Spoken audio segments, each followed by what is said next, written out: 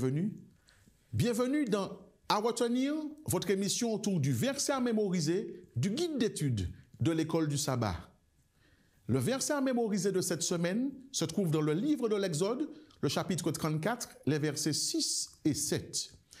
Et l'Éternel passa devant lui et s'écria: L'Éternel, l'Éternel, Dieu miséricordieux et compatissant, lent à la colère, riche en bonté et en fidélité, qui conserve son amour jusqu'à 1000 générations, qui pardonne l'iniquité, la rébellion et le péché, mais qui ne tient point le coupable pour innocent et qui punit l'iniquité des pères sur les enfants et sur les enfants des enfants jusqu'à la 3e et à la 4e génération.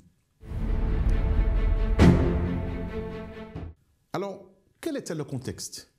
Moïse descendit de la montagne, les 2 tables de pierre à la main. Il réalise que le peuple n'a pas attendu sa venue dans un esprit de prière, dans l'étude et dans la louange, mais au lieu de cela, qu'il s'est construit un veau d'or afin de l'adorer, le louer et d'être finalement comme les autres nations. Alors une colère s'empare de Moïse, il brise les tables de pierre sur lesquelles les 10 commandements avaient été inscrits du droit de Dieu. Il met le feu au veau d'or, il le réduit en poudre. Et donc nous comprenons que c'était un contexte très particulier.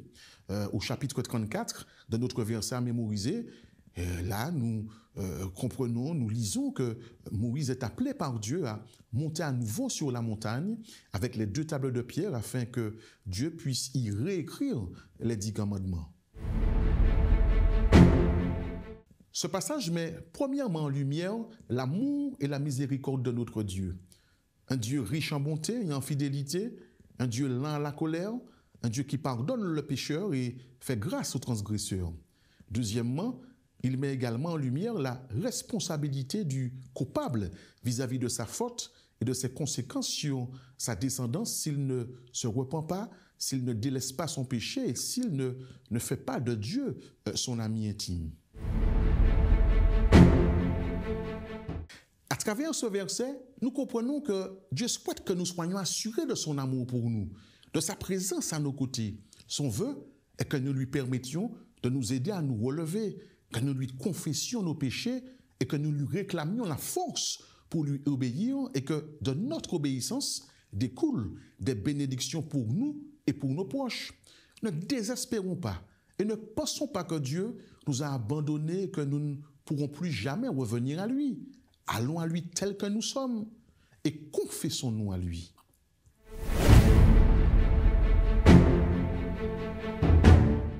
Tout au long de cette semaine, parlons avec Dieu. Ouvrons-lui notre cœur. Disons-lui ce qui ne va pas dans notre vie. Et puis, réclamons à Dieu la force pour lui obéir et marcher selon ses voies.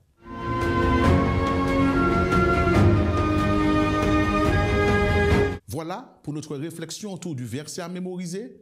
Je vous retrouve la semaine prochaine pour un autre verset à retenir.